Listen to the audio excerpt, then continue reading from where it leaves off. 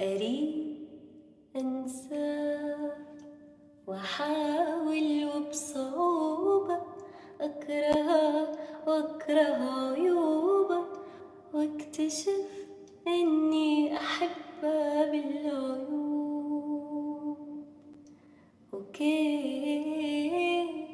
أنساه وكان أجمل كلامي حتى فاهم انفصامي عينه صابتنا وحال الحين صار حبيبي لا صديقي لا وهد سنين واتمنى لو انساه واروح لمين اشكي وجع فرقة